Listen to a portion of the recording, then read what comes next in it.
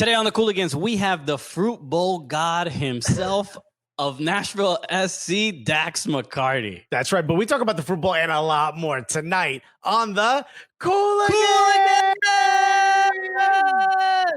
Man like troops, back again. About my blood clot, yang, all of that. Man came on the Cooligans and shut the thing down. Make sure you watch. If you don't, you're ham roll blood.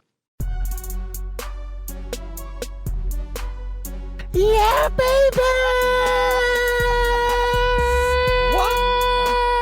I love it. It's you sound like you're in AC/DC.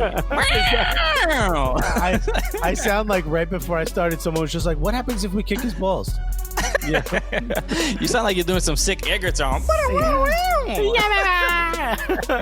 Hello, everyone. Welcome to today's show. We're excited about today's show very much. So, baby, we are wildly excited.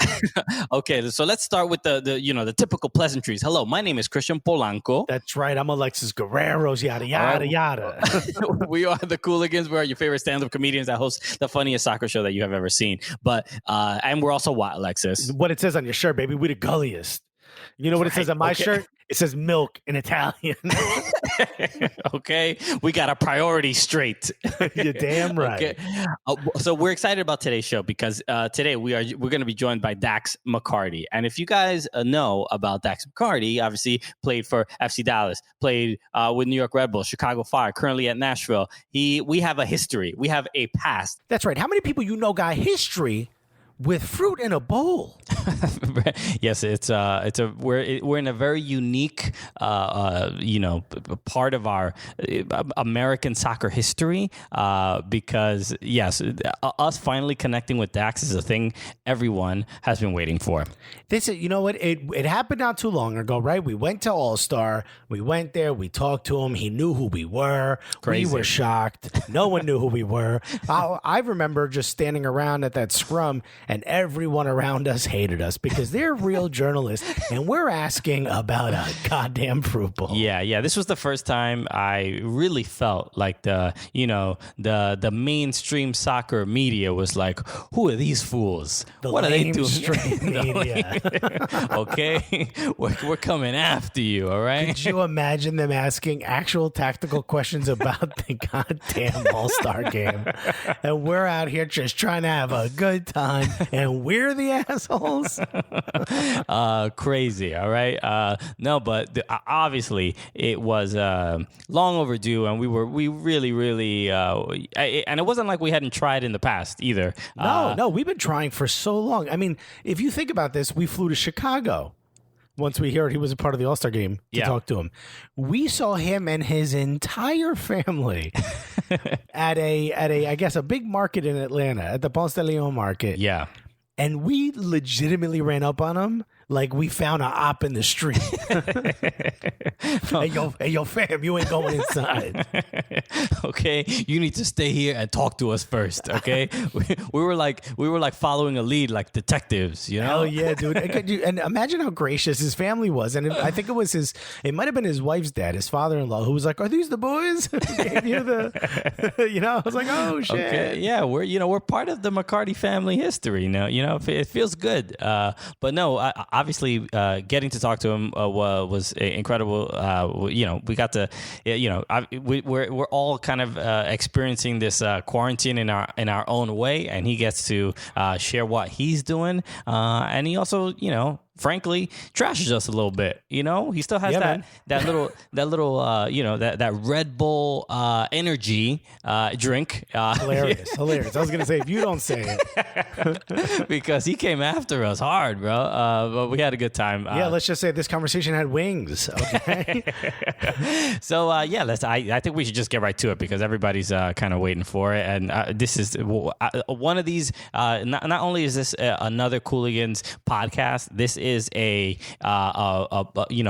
milestone for the Cooligans. So I just want everybody to know when they're listening to this that this was this Fruit Bowl, this Dax Fruit Bowl was a thing that helped define who we were, who we are. What are we doing? Are we just comedians talking about footy? No, we're idiots who send soccer players fruit bowls, and that is going to be who we are. And Dax is a part of us discovering, what this is all about. So, absolutely, this is our coming of age moment. Is this fruit bowl? It's like in a movie where like a beautiful girl tells a guy that's been in love with her for years, "Oh no, I just thought we were friends," and that's the origin story as to why he's a fuckboy. You know what I mean?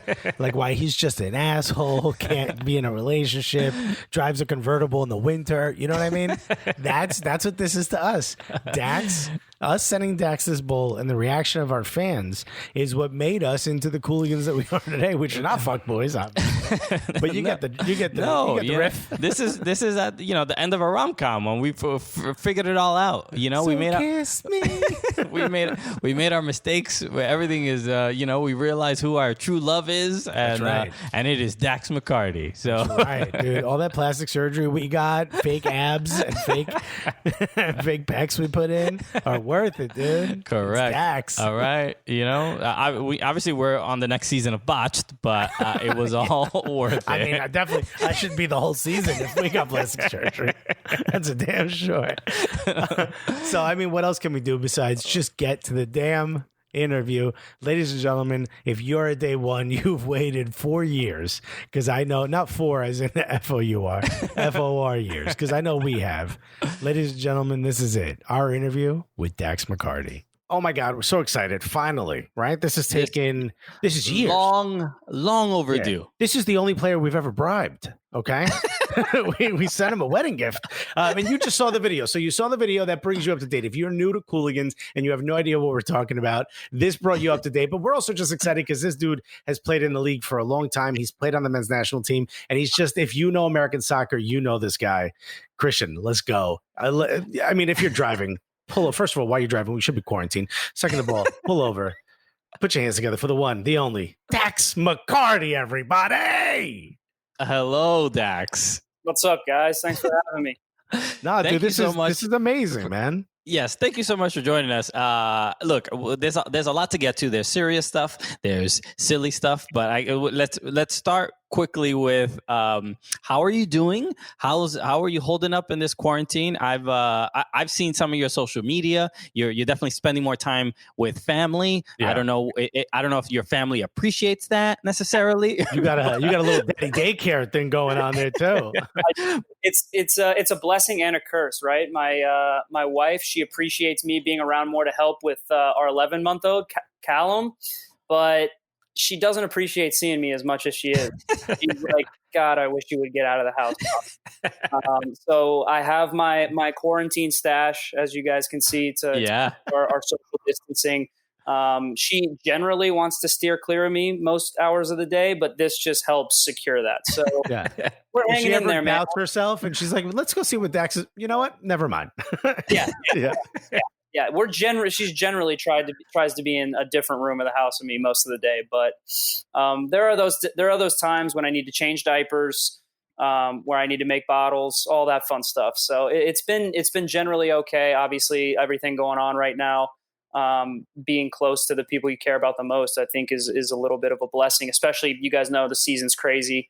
Nashville SC, somehow we're in the Western Conference. So we had an absurd amount of travel prepared. So you never want to see anything like this happen, but you try to find the silver linings in everything, and being able to be closer to my son and try to mold his little brain right now is certainly something I'm not taking for granted. Okay. I also got to give you credit for the stash, because I know my wife is a redhead. There's a lot of redheads in her family. I know a lot of redheads. You very rarely get the full red on the beard as well. Sometimes it goes blonde or black. Oh, yeah. You are just red hair. Whatever hair comes out of your body, it's red, buddy. Doesn't matter. And I think my son might be going blonde right now. It's actually devastating, because when he was born, I was like, yes, I'm continuing the ginger population to grow. We are like unicorns. I mean, as your wife probably knows, you married a unicorn. Congratulations. I like to say I married a bald eagle, because you're extinct. You're going extinct. You're an endangered species. True. I was, my son, when he was just born, I was like, it's hard to tell. And then around like 3-4 months, you were like, all right, we got another ginger in the family. This is going to be huge. And now I'm like getting nervous, because like every day, the only times my wife wants to see me, she's like, oh, look at his hair. It's getting blonder every day. And I'm thinking in my head, damn it, she's right.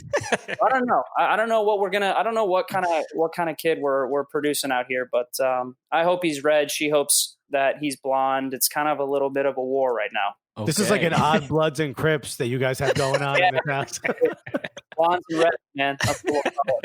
Okay, Dax. Let's get to the questions and the topics that definitely our fans are mostly concerned about, and the Fruit Bowl. Yeah, no, I knew that was coming. We're taking good care of her. So you guys know we moved from Chicago to Nashville.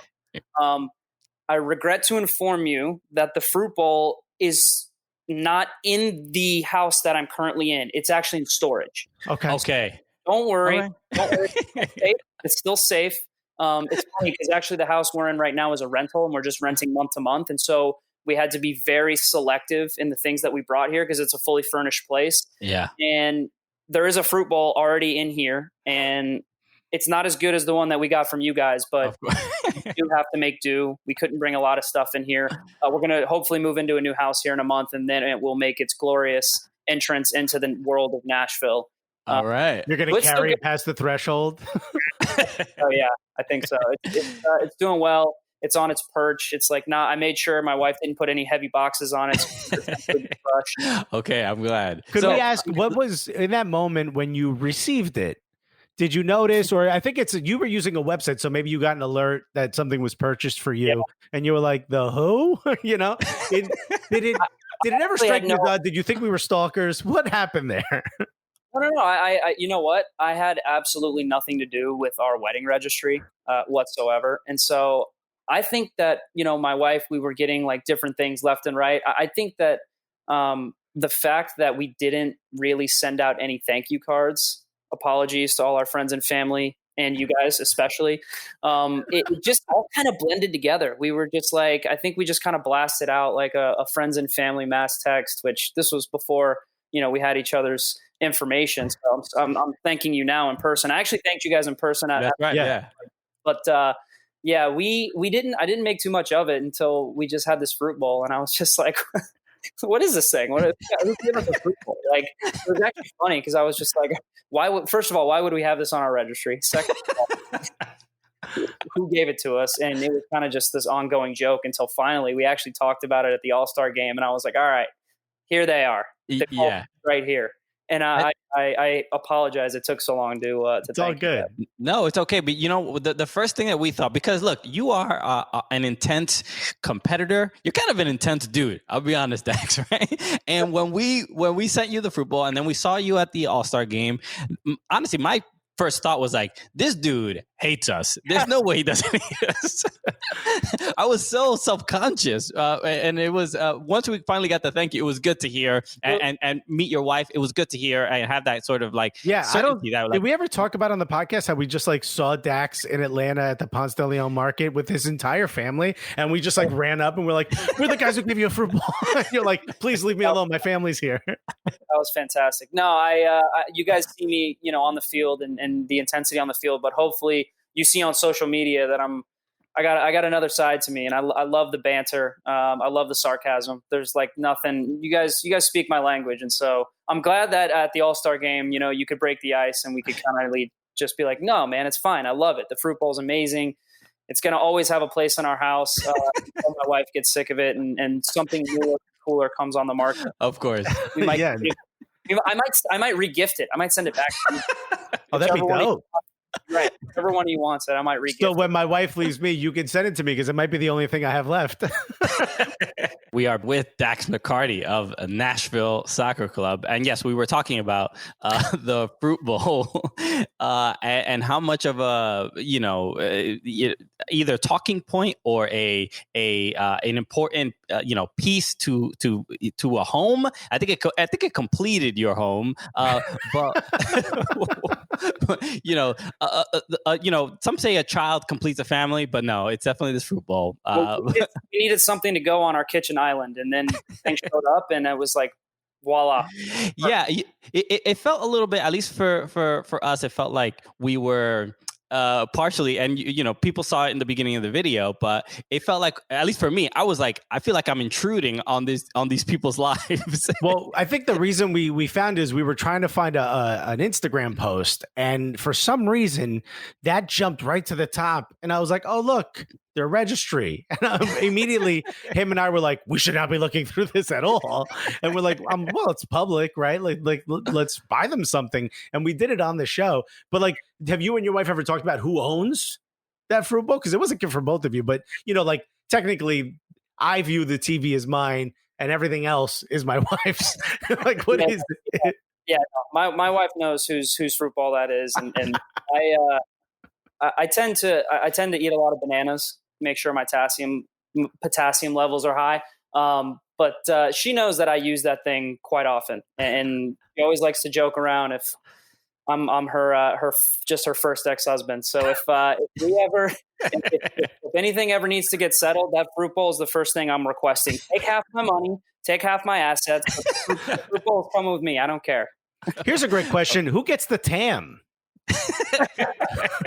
I think that people actually have to understand what that is. So if it cannot be defined, it cannot be worked out. So I'm not really sure, but did you go to school for law? That was great. Thank you. We can't really define it, so he does not get the airline miles, though. Yeah, but let's talk a little bit about your career, North Carolina Tar Heel. We've talked to some players. You're in the generation following, but we've talked to players like Jimmy Conrad, who said like college was the thing for them. They didn't really see a future in professional soccer. Their goal was to get it. His goal was to get into UCLA. North Carolina, a really big soccer program. Was that the same for you, or did you have your sights set on one day getting into like the American national team or things like that? Well, yeah, Jimmy's a dinosaur, so it makes sense. It makes sense that he wouldn't really have visions of pro soccer, because I don't know what was around in the '80s for American players. But for me, I was like, no, like I need to make it as a pro. I literally have zero passion or desire to do anything else in my life. If I don't make it, I'm going to be in trouble here. I'm going to be living with mom and dad until I'm 30, which nothing wrong with that. But I needed to be successful, because I told myself this was my dream. You have players that have dreams one day of going to a World Cup and being the best player in the world. And obviously I had those dreams, and I made it as a pro. I think, could probably argue best player in the world, probably didn't quite make it that far. But I went to UNC, and the reason I picked UNC was because back at that moment in time, North Carolina was producing a lot of pros every year. The ACC was the cream of the crop in terms of developing talent to actually move on to MLS. This was the first year or two of the Generation Adidas program. I was coming from residency, the under-17 national team. And so I just kept looking at it as a stepping stone, every level, just to try to take it further and further and further. But I think MLS right around those mid-2000s, when I turned pro in 2006, clearly isn't what it is today. But that was a path for young players like myself that we could see and have dreams about.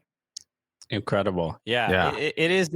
You have had an incredible career when it comes to, especially you are that guy that is, obviously a captain of plenty of teams, but people look to you for leadership, for guidance. Where did that develop in any particular place? We really only mean on the soccer field, Dax. Not to inflate your no, but go ahead, Christian. You were saying no one should follow the mustache. No, I think for me, it's not something leadership for me. It's not something you can fake. It's not something that that you can, let's say, just churn up out of nowhere, right? I think it's all natural. And I think the best leaders do it in like this effortless type of way. And for me, I just always kind of took after my father. And for you guys that don't know, my dad is kind of like a legend around the parts of Florida where he's well known. He was in the Navy. He was in Top Gun. He was a Top Gun pilot. Wow. He flew fighter jets, and he always likes to joke around that the movie Top Gun is actually based off of his exploits. Obviously, now the mustache makes more sense. Right, yeah. Right. Well, I call BS on the exploits, but he was he was one of the best pilots for his generation. He flew all kinds of fighter jets, and obviously in the Navy, you have to, first of all, you have to follow orders, and you have to be a good leader as well. So my dad raised my brother and I the same way. He told us to stand up for what we believe in, always make sure that, you have strong convictions, strong opinions. And I always have. I always have. It's come natural to me. And for me, one of my friends asked me, he's like, "Are you going to be mad if you don't get the armband for Nashville?" And I said, "Absolutely not. No." I said, "I don't need the armband at any of the clubs that I've been at to still be me and to still do what I do and to still try to be a good teammate and a good leader." Because there are a couple different kinds of leader. You can be vocal. You can be a guy that leads by example. But you have to earn that respect, right? Just because a guy has an armband doesn't mean he's going to earn that respect. And so for me, I always, whenever I went into a new team or whenever new players were coming into our team, it didn't matter where my perceived status was in the group or coming into a new group. I always just wanted to prove myself, earn the respect of my teammates, and then I go from there and I lead in the ways that I've learned from my dad and from other good leaders that I've been under. But that's also because when you play, you look like an angry, hungry pit bull. Like you're always, even at the beginning of the match, you seem upset about something. Is that the mode you get yourself into? Most of the time, it's because I look at the refs. I shake the refs' hands. I'm like, all right, you're gonna do something and I know it, and then I'm gonna take it out on my opponent. It's always these little mind games you have to play with yourself. But yeah, I would actually argue with you, Alexis, that I am becoming, as I get older, I'm becoming less angry. I think in my career, I let referees just get under my skin way too much, and I would be quick. I would have a quick trigger to look for an excuse to just go off on them. But I think I'm in my old age and becoming a father, I'm starting to try to see it from both sides and have a little bit of perspective. But you got to play with an edge, man. If you don't play with an edge, then you're already losing half the battle. I'd love to see Dax be like, "They're not that bad of guys. Relax. Stop yelling at them." We got more with Dax when we get back after this. The minute that you see my teammates surrounding a referee and you see me pushing them away, that's how you know I'm getting older. In the break, Dax noticed the wall behind me, and I was like, "Wait a minute. I think you're on the wall. Buddy, look at this bad boy. Look at this pretty son of a bitch. Huh?" And also, look at the face you're making. Not a happy one. This is what we're talking about. The ref just made a bad call before that. You're angry at the ball. I'm angry at the ref. The technique is quality though. Yeah. Without a doubt. You know what I noticed? This is the Jubilani. Remember that Jubilini, whatever that ball was, that terrible ball? No wonder you're mad at it. It was terrible. Right? Everyone hated that ball. Every time I kicked it, it wouldn't go where I wanted it to go. Yeah. You would have had 42 goals that season. That's not a player quality issue. That's a Jubilani. Of course. Even though it says it on the back of the car, which I think is disrespectful by Upper Deck, it really is the ball. Yeah. Well, you are wearing your Red Bull uniform in that photo. So we should talk about your time with the Red Bulls, which is incredible years. Obviously, you are officially a New York Red Bulls legend. People still talk very, very positively of which you, is a lot here. to say because you came from DC, which is the biggest rival before NYCFC. So for you to be considered, a legend, but you were in DC for like 15 minutes, right? That's right. I sometimes I'll go on Wikipedia and I'll try to delete that time from my existence. But so the history. Yeah. So one thing we spoke about this with Derek Etienne Jr. when he was on our show because people know we're NYCFC fans. We go to games and stuff, and we were at the 7-0. We stayed for the whole thing. You guys have to refer to it as the Red Wedding. That's right. The Red Bull Wedding, as they say. So look, that I think we should end up doing like this whole like piecing together everybody's experiences, and maybe we'll have a documentary on this game because this was brutal for NYCFC fans and Rebel fans. Where I vividly remember, especially when the fans the ones that wear all the black shirts, they took off their shirts, and like at 5-0, they were taking off their shirts or whatever. But what was you scored in this game? I believe so. You scored too. Yes, Dax, we know. I want to make sure that the Cooligans get the facts. Okay. All right. No fake soccer news out here. All right. What was your how did you prepare for that game? And after the 7-0, how do you still feel about it even today?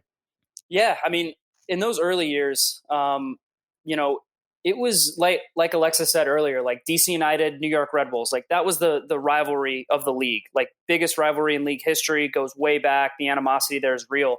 When NYCFC came in, though, there was something different about that, right? I mean, there was just something different about being in the same city, the whole like New York versus New Jersey thing, all that stuff. And it was real. The animosity was real. The will to win was real. I think we've more recently seen the LA Galaxy, LAFC. I mean, it's something about the crosstown rivals that it really adds a little bit of spice. And so how the first year went, I mean, we always wanted to beat them no matter what. And they were stubborn. Like, I don't know. I mean, you guys have to remember Vieira. He was really stubborn in the way that he wanted to play, and he would accept nothing less. And so I remember vividly in that game, we were winning. Like, it's always a little bit of nervy before you start any games like that. Yankee Stadium, you never know how it's going to go. The ball could bounce right to your feet. It could bounce into the 7th row. Like, you just weren't sure, right? Or the pitcher's mound, home plate, who knows? You just had no idea. Right? And you're saying that because it's such a perfect place to play soccer. That's why you're saying this. And it was painful. So we started that game off, and things were going well. We knew exactly how NYCFC was going to play. And I believe it was 3-0 at halftime. And the only thing that was said in the locker room at halftime was, guys, they are literally not going to change the way that they play. Just do the exact same thing you just did. And so usually as a player, you're sitting there like, well, I disagreed. Like, they're going to make adjustments. They're going to change this or that. And Jesse was literally like, they are not going to change a thing. Like, do exactly what you just did. And usually, like, it doesn't really work how, like, one half goes one way, the other half, like, no matter what, it's going to go differently. It just went better in the second half. Every time we shot the ball, it went in the net. And the NYCFC players were just looking at each other, like, dejected, like, it doesn't matter if we lose this game 10-0, which I don't know if you guys remember it as vividly as I do. It could have been 10, seriously, with the amount of chances. Like, I know my boy Lloyd Sam missed a few. I'm calling you out, Lloyd. But after that game was over, you just had this feeling of, like, NYCFC players, they didn't really care how bad the score got, but they were more nervous that they would get yelled at for not continuing to try to play because Vieira was so adamant about it. And so, obviously it didn't work out for them that game, but I think Vieira was a great coach, and eventually it became clear how good of a coach he was, but not on that day. You know, I always like to say in soccer, it seems, especially for like when you're trying to install a new system, sometimes you need to see the rock bottom before you can make changes to see how you're going to be attacked. What a rocky bottom, huh? There might not have been a worse rock bottom in MLS history, but I don't think so. Respect to NYCFC for actually what they were able to do under Vieira and how good they ended up playing, because they did play some of the best football, best soccer in the league, and they still do. So if they can get out of a baseball stadium, that will be a very, very welcome thing for the entire league, I think. Yeah, good, because then the ghost of that 7-0 goes away, right? That's how that works. That will never go away, my friend. I'll make sure you guys know that it won't go away. I actually am going to invite you on Thursday or Friday of this week. We're doing a little rehash MLS special. Me and an anonymous NYCFC player, I don't know who it is yet. We're going to do watch the 90 minutes of that game on MLS, and we're going to have a little banter, a little commentary. So I invite you guys. Look, I know you don't have anything else to do. I want you to relive it with me. I'm going to take that journey, that odyssey with me through the 7th goal, and I'll take it down for you. I imagine it's David Villa, and Dax is just trashing David Villa. And he's like, I hope no entiendo. Sorry. He speaks decent English, but I hope he's Lampard or Pirlo, one of the legends, man. Not that night he won't. Like when Sammy Sosa had to talk in front of the federal government about steroids, he's like, and no piquingly. All of a sudden, he's like, no, ni sé lo que está diciendo. That's what I would do. My wife is like, what happened to all the chocolate? I'm like, ¿Quién to it? Oh my God! Well, yeah, there is like that. I mean, the memories of that game. You even mentioned the Ghost of 7-0. I remember with the next match, I believe at Rebel Arena, there was a fan wearing a ghost, like wearing a sheet and has 7-0 on it. I'm just like the banter was great. The band was fantastic. I actually think that the NYCFC fans, that was when they ripped up some seats at Red Bull Arena. So look, man, come on. That was the anger level. If I'm angry on the field, the NYCFC fans after that game took me to Dax. There's a lot that weren't being used back then in that stadium anyway. We got more with Dax after this. Hey, everybody. Thanks so much for listening to the podcast. We just want to bring in with a word from one of our sponsors, us and you, and maybe even Ali Krieger. Correct. Yes, Gully Squad has been litter than ever. Wow. It was wild litty. In fact, some of us, people came in and said, hey, we heard you were having a party. You're going to get a ticket because of coronavirus. I said, no. It's just Gully Squad. They said, all right, well, then please continue. I'm sorry I interrupted. Okay. And then I tipped my cap to the officer. Gully Squad has been, again, especially during this quarantine, we've spoken about how it is more than just just getting some extra content. It is becoming a very much a full-fledged community of people sharing ideas, sharing stories of comedy, everything. So and yes, you may have heard recently we did a Zoom call. We did the first Gully Squad happy hour, and that wasn't even us. That was just the Gully Squad members putting that together. Shout out to Peter Garcia who had the idea initially, and he wanted to get drunk with other members and let's go, Yeah. And let me tell you something. I think it started around 6 p.m. It started at 6 p.m. Yeah. I logged back in at like 11:30 and it was still happening. Dude, bro, that's how we do it. Gully Squad, bro. Gully Squad. It ain't called Softy Squad, my guy. Okay. Also, how did you know my nickname in high school? Yeah, that's the Mr. Softy truck subscriber service. Actually, I got it after prom. It was first time drinking whiskey. It was a lot. Yeah, you know what? I hate that it stuck. I'll be honest. No, but if you wanna, yes, the Gully Squad happy hour was unbelievable, and we had a special guest join us, Ali Krieger of the Orlando Pride and the U.S. Women's National Team, two-time World Cup champion, just hopping in Zoom calls with us. Christian, how many other podcast fan group Zoom happy hours do you think two-time World Cup winners be hopping into, or someone on the cover of People magazine? I can't look. I'm rifling through all my paperwork. You hear it, right? Oh, okay. I'm trying to get through it. I honestly cannot find anything. I have the records. I'm trying to add it up right now, and you can hear my calculator with the paper. You can hear it going. Ding. There it is. And look, it says 0. The number is 0, so you can stop rifling through all your paperwork with your what are the printer with that all the paper was like dot matrix. Yes. Dot matrix. Yes, your dot matrix paper. You can stop looking at it, dude. No, but I can't let it go. No, keep it for sure. Keep it because you need the records for 7 years for tax reasons. What I'm saying is you can stop rifling through it for this. Okay. Well, we'll get through this break then. Yeah. Look, that those are some of the things that are possible if you join Gully Squad. There's a lot of fun. Not only is just cool content, but fun surprises like that. And we are actively trying to make it more than just just sending you an extra 20 minutes of a podcast a week or a month or whatever. We're trying to offer Gully Squad members a genuinely fun experience, similarly to what we get to have. We're trying to put out something really, really fun and cool. And it's all the stuff we would have wanted when we were just soccer fans and didn't have a podcast or a TV show. It's like, this is what I would have loved to have been hanging out on some conference call or something like that. And all of a sudden, a two-time World Cup winner just hops on from, her backyard, just hanging out. Sure, it would have been nice if Ronaldinho would have called from prison. Dude. Imagine we were his only phone call. How lit is that, dude? He's like, I ain't even trying to get out, dog. I just want to say what was good. I just made this phone call to say it was good. I don't need to talk to no lawyers. Get the Gully Squad on the phone. Ew, dog. What are my lawyers going to do? I did this shit.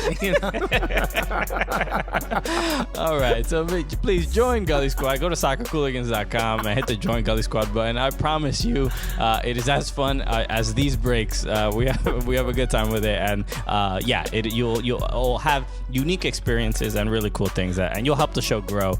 So please do that. Soccercooligans.com and click on join Gully Squad. All right, we are back with Dax McCarty of Nashville Soccer Club. Dax, we were talking about your time with the New York Red Bulls, but you also, while you were there, you got to play with obviously a bunch of legendary players, one of them being Thierry Henry. Alexis is a big Arsenal fan. Obviously, he doesn't stop talking. I'm an Everton fan. We don't get along when it comes to that stuff. What's the point? Why even be a fan of soccer at that point? Hey, Timmy Howard. All right, that was my connection. But your time playing with Thierry Henry, what was that like? Is there any your kind of first impressions when you first met him and things like that? Yeah, extremely intimidating. A very intimidating guy.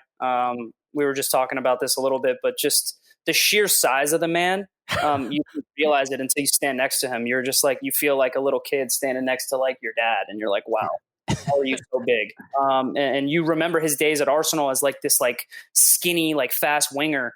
And then I think later on in his career, right, he put on a little bit more muscle, and he was just like this stocky guy. And so he was really intimidating to be around. But the one thing I always say about Thierry is he not only expected a high level out of himself, that's why he's won the World Cup and the Champions League and played in the world, but he expected a high level out of his teammates as well. And so he would hold you to that standard. And I think he was actually harder on the guys that he respected and the guys that he enjoyed playing with more so than guys that maybe he didn't see a lot of quality, or he didn't really enjoy the way they played, or didn't enjoy playing with them. And that's when he was kind of just like, all right, I'm okay with you making a mistake because I really don't expect that much out of you. So for me, it was like, once I earned his respect, like, he would get on top. He would get on me constantly, play forward, find my feet, don't play backwards, all kinds of stuff. And I always thought he was picking on me. But then I started to realize it's because the expectations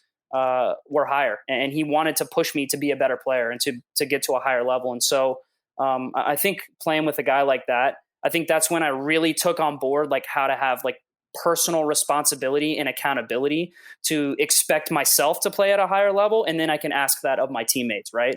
So I learned a lot from him, man. He was a really, really interesting character and fun guy to play with. Let's say things changed, and instead of going to Nashville, you had been traded or signed with Montreal, and now he's your manager. What kind of manager do you think he'd be? And how do you think, like, did you see it early on playing with him, his development into sort of a manager? I did. The guy literally eats, breathes, sleeps soccer. I do too. Look, I'm a soccer junkie. Like, I openly admit that. I have zero other love or passion for anything else outside of and my family. But Thierry is the exact same way. And I could have told you this if you asked me when he was at the Red Bulls. I was like, that guy wants to coach, because you could have conversations with him, and you would be having a coffee at 9 a.m, and then you turn around and it's noon and you're like, oh, it's lunchtime. Like, we have to stop talking about soccer now. He never wanted to stop. Wow. And so, yeah, I could see it. I could see it in his future. And if to be honest, if I were to be playing for Montreal, I don't see anything changing. I think he's probably learned a few little nuances of like maybe how to manage players, because you can't just manage one or two. You have to manage a squad. Right. And so obviously I think he's probably grown and learned in that sense. But I still think that he holds himself to the highest standard of accountability. Maybe if the team isn't organized the right way, he's not going to blame the players. He's going to blame himself. But then if you're organized the right way and the game plan is working and players make technical or tactical mistakes, like, I can see him holding them to a higher standard and making sure that they know where they messed up and how to improve. So I think that would have been an interesting dynamic, honestly, calling him coach, calling him boss. I saw an interview with him recently where he was just calling everyone boss. All his former coaches. He said, it doesn't matter how old I get, I'm always going to call them boss. And I thought that was pretty cool. Well, he also owns a deli, so that's why he does that, right? You call everyone boss, calls him chief. Well, I think if you get traded again, I think your wife will lose her mind, because she is very vocal about moving so often. She'll send me away. That's it. She'll be like, you're going, I'm staying right here. you will fly home every day off you get, and that's it. Speaking of that, can we ask? I think you're going to ask the same question I am. Go for it. When did you actually find out you were being traded from Red Bull to Chicago? 2 days after. The rumor is it was during the wedding, but it wasn't actually during the wedding. It was 2 days after. It was 2 days after the wedding. The rumors that I have heard and is that the trade was done like a couple days even before the wedding, but it just wasn't announced until then out of respect and I get thanks, I guess, Red Bull.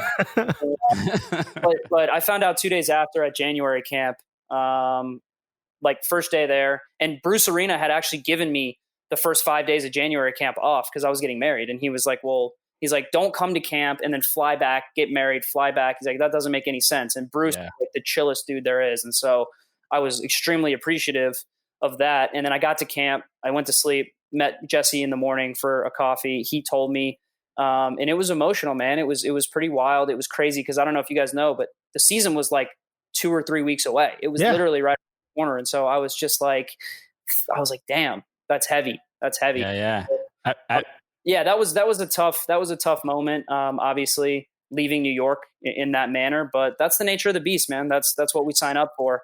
Realistically, that is the reason why the whole Fruit Bowl thing happened. It wasn't just the wedding. It was your wife had posted on Instagram with the fridge, the Red Bull fridge on the street. And we were like, yo, this woman is gully as hell. Savage. My wife's the best, man. It really is. Like, I didn't want to mention it before. I was like, we were just looking for an Instagram post, but it's one where she just was like, I'm not going to miss the rodents behind the wall. I'm not going to miss the roaches. She went in on New York. My wife, you guys can have her on next, and she will be far more entertaining than me. That's awesome. But yeah, we got to get her a Gully shirt like Christian's wearing. Yeah, well, the Gully. I mean, look, it's a term we use. It means like brave or saying whatever you want. But look, we put a little fruit bowl in the bottom of it. Yeah, the fruit bowl that's because of you, man. Yeah. Sure, man. I'm going to send you guys my address, and I'm going to tell her to wear it 24/7 because she does not care. Yeah, I love that about it. And so it is interesting that I heard your wife was on the call up with Susanna Collins and Julian Sakovitz and stuff. So she is very honest about it's interesting hearing the family perspective of the MLS player and dealing with you don't know where he's going to go and dealing with all this kind of confusion. Now, after you're in Chicago and you seem to be settled and everything's going well, then you get traded to Nashville.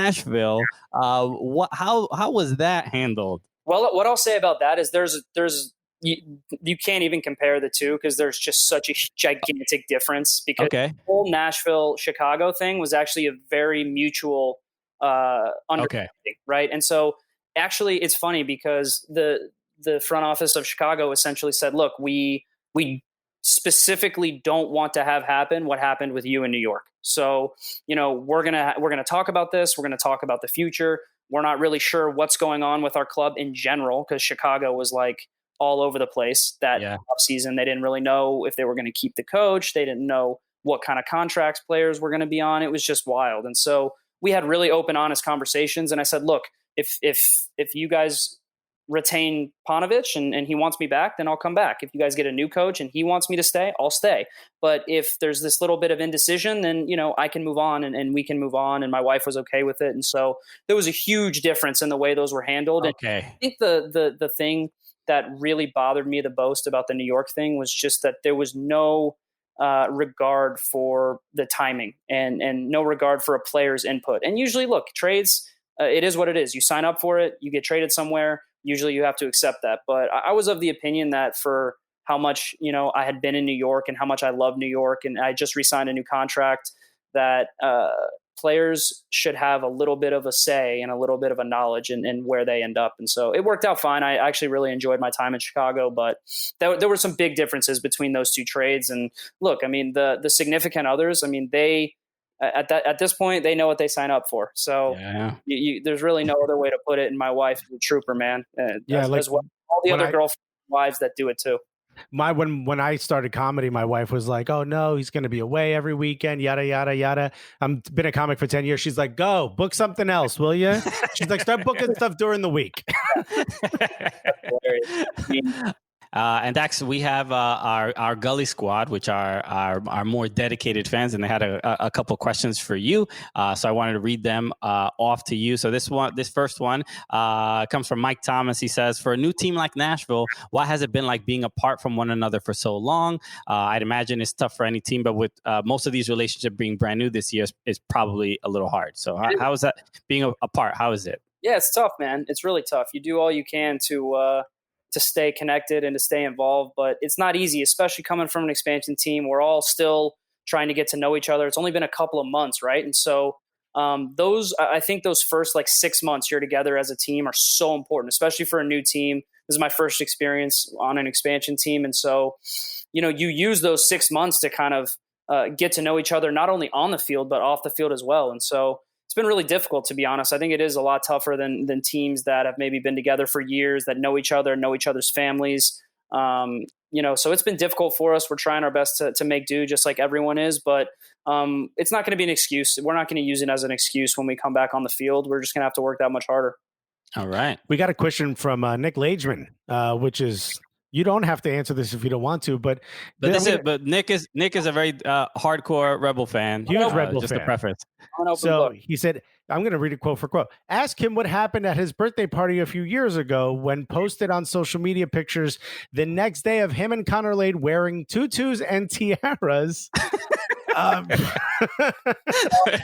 Lade, I think, was retired. Connor Lade, but. That's great. This is where social media gets you in trouble. Yeah. You in particular, apparently.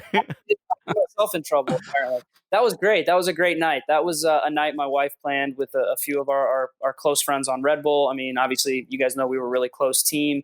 It was a birthday party, I believe. Maybe 29 or 30. I don't know. I don't think it was my 30th. I should probably remember that. But anyway. We went to a thing in New York City. They have it. They have it in Chicago too. But I highly recommend, if our worlds go back to normal, highly recommend going. It's called Batsu, and it's just like this restaurant, and they have a performance, and you eat dinner, and it's like a comedy show, and it's essentially just 4 comedians competing for different improv things that the audience will throw out at them, different little games. And Batsu, I guess, in Japanese means punishment.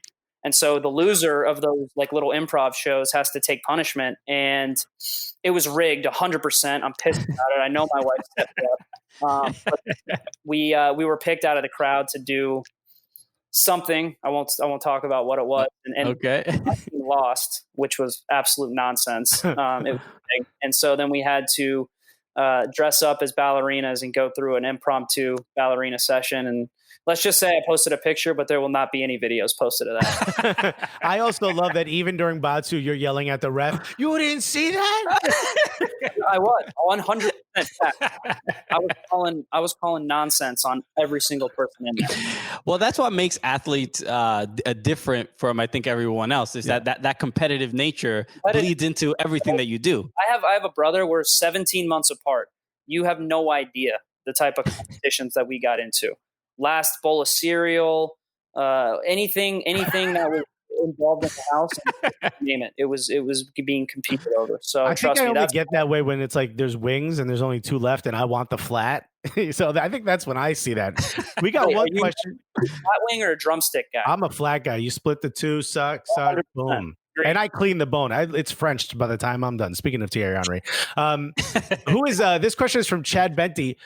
Maybe you don't have to answer this, but who's your least favorite European international star you've ever played with, or you could say against? I'll add that so that you don't have to throw a teammate under the bus. International star. Yeah, played with or against.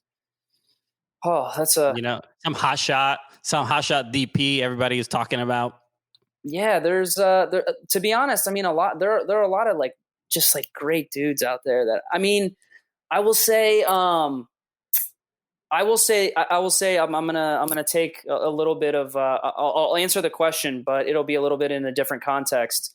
My least favorite guy that I played with on the field was actually one of the very first big name designated players to come to MLS. And hear me out, it was Danielson. I don't know if you guys remember, but of course. At FC we signed Danielson, and this guy could not have been a better guy off the field. Incredible dude, amazing 5v2 player, one of the best I've ever seen. But in the context of like a tactical 11v11 game, just didn't really bring that much to the table, and he wasn't fit. And when he came, he actually took my starting spot, so I was pissed. And so I kind of cheated there because he's a great guy off the field, and obviously in his heyday was like one of the best players in the world, with magician with the ball at his feet, but he just never really performed at a very high level for us in Dallas. And I got relegated to the bench when he came, so I'll say Danielson. Okay. Yeah. Well, at least now we know there's relegation in MLS. People always complain about that. There you go. They could take their tinfoil hats off now on Twitter. It's perfect. Thank you for tuning in. Thank you, Dax McCarty, for joining us. I also just want to make sure people know this Thursday we'll have Matt Turner, goalkeeper for the New England Revolution. And then the following week, we will have Ali Krieger and Ashton Harris on the show. So make sure you watch those. Yeah, look, that crazy, right? Big fan of them. Make sure that Ashton and Ali know I said hi. We will. We'll take care of that.